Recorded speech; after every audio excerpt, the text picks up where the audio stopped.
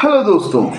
Towards civil disobedience, सविनय अवज्ञा की तरफ। In February 1922 Mahatma Gandhi decided to withdraw the non cooperation movement. फरवरी 1922 में महात्मा गांधी ने निर्णय किया कि वो असहयोग आंदोलन को वापस ले लेंगे। He felt the movement was turning violent in many places and Satyagraha needed to be properly trained before they would be ready for mass struggle.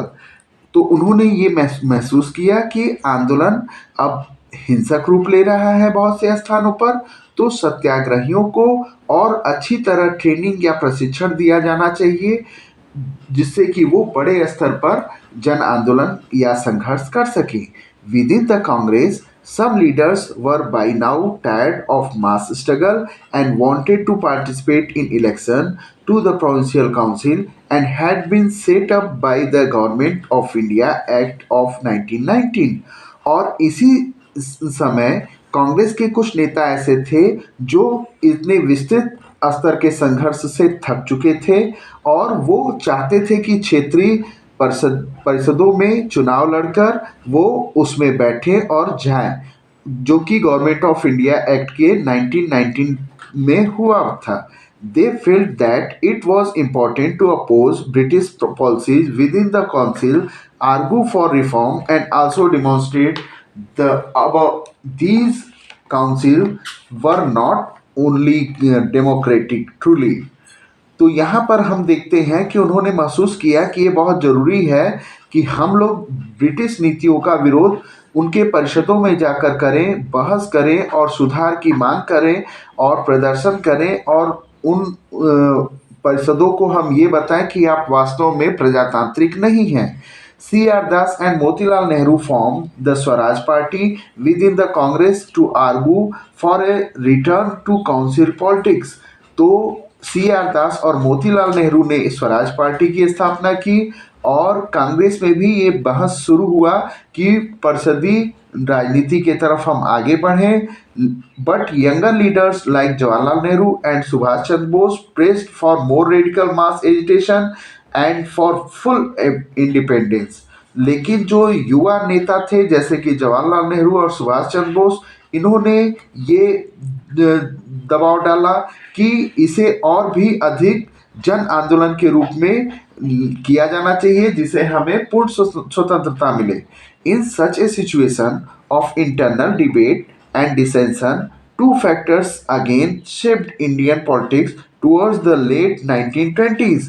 और ऐसी परिस्थिति में जो आंतरिक बहस था, दो पक्ष सामने आए जो कि भारतीय राजनीति को 1920s के बाद परिवर्तन दिए।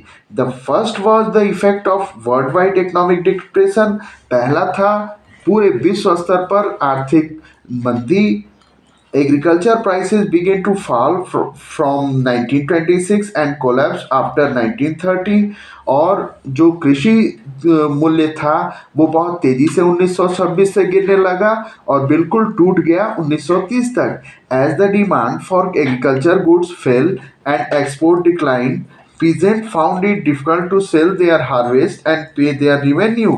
और जैसा कि एग्रीकल्चर चीज़ों की या एग्रीकल्चर वस्तुओं की मांग गिरने लगी, उसका एक्सपोर्ट गिर गया, तो किसान जो थे उनको अपनी चीज़ों को या अपने हार्वेस्ट को बेचने में बड़ी तकलीफ होने लगी और इससे वो अपना लगान अदा नहीं कर पा रहे थे। By 1930 the countryside was in turmoil. और 1930 तक जो देहाती क्षेत्र था बड़े ही कष्ट में हो गया। Against the background the new Tory government in Britain constituted a statutory commission under sir John Simon. तो इन सारी बैकग्राउंड के विरुद्ध टॉरी गवर्नमेंट ने ब्रिटेन में एक वैधानिक कमीशन आयोग बनाया जिसके अध्यक्ष सर जॉन साइमन थे, setup in response to nationalist movement. और उन्होंने इसकी स्थापना की कि वो भारत में राष्ट्रीय आंदोलन के बारे में समझें। The commission was to look into functioning of the constitutional system in India and suggest changes. और ये जो कमीशन था ये भारत में संवैधानिक व्यवस्था को देखना था इसका काम, और ये सुझाव देता कि क्या क्या परिवर्तन यहाँ हो सकते हैं। The problem was the commission did not have a single Indian member. और सबसे बड़ी समस्या थी कि इसमें कोई भी एक भी इसमें भारतीय सदस्य नहीं था।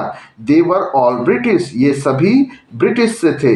When the Simon Commission arrived in India in 1928, it was greeted with the slogan "Go back, Simon." जब साइमन कमीशन या साइमन आयोग भारत पहुंचा 1928 में, तो इसका स्वागत "वापस जाओ साइमन" के स्लोगन या नारे के साथ हुआ। All parties including the Congress and the Muslim league participated in the demonstration. तो सभी पार्टियां, कांग्रेस, मुस्लिम लीग और अन्य भी जो राष्ट्रीय पार्टियां थी, उन्होंने इसमें इसका विरोध किया और प्रदर्शन किया। In an effort to win them over the viceroy, Lord Irwin announced in October 1929 a war offer of dominion states for India in an unspecified future, and a roundtable conference to discuss a future constitution. यहाँ पर देखिए कि इन सब प्रयासों के बाद तो Lord Irwin जो वायसराय था, उसने अक्टूबर 1929 में घोषणा की कि एक क्षेत्रीय स्तर दिया जाएगा भारत को, और उसे उसके भविष्य के लिए एक गोल में सम्मेलन बैठाया जाएगा जहां पर कि एक उसके भविष्य के संविधान के लिए बातचीत होगी। This did not satisfy the Congress leader, इससे कांग्रेस के नेता संतुष्ट नहीं हुए। The radical within the Congress led by Jawaharlal Nehru and Subhash Chandra Bose, जो आमूलचूल परिवर्तन थे जवाहरलाल नेहरू और सुभाष चंद्र बोस के माध्यम से, बिकेम मोर असर्टिव, वो और भी स्पष्ट हुआ। The liberal and moderates who were proposing a constitutional system within the framework of British dominion gradually lost their influence। और जो उदारवादी थे, जो नरम दल के थे, वो जो अपना प्रस्ताव दे रहे थे कि वो ब्रिटिश के संवैधानिक व्यवस्था को स्वीकार करें और उनके ढांचे के अनुसार, उनके प्रभाव अधिकार क्षेत्र के अनुसार धीरे धीरे काम करें, उनका प्रभाव धीरे धीरे कम होने लगा। In December 1929, under the presidency of Jawaharlal Nehru and the Lahore Congress formalize the demand of Purna Swaraj और फुल इंडिपेंडेंस फॉर इंडिया। दिसंबर 1929 में जवाहरलाल नेहरू की अध्यक्षता में लाहौर कांग्रेस ने ये मांग रखी कि वो पूर्ण स्वराज का प्रस्ताव लाएंगे और फुल इंडिपेंडेंस इंडिया के लिए मांगेंगे। It was declared that 26 January 1930 would be celebrated as the Independence Day, when people were to take a place to struggle for complete independence। और ये घोषणा की गई कि 26 जनवरी 1930 को हम लोग स्वतंत्रता दिवस के रूप में मनाएंगे, और जबकि लोग अपने देश के लिए संघर्ष के लिए या पूर्ण स्वतंत्रता के लिए वो शपथ लेंगे।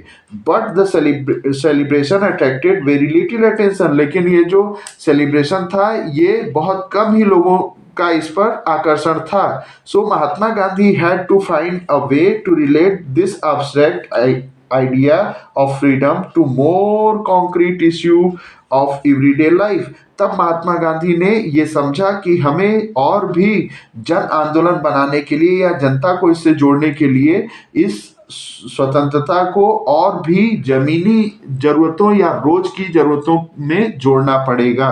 Thank you. For next topic.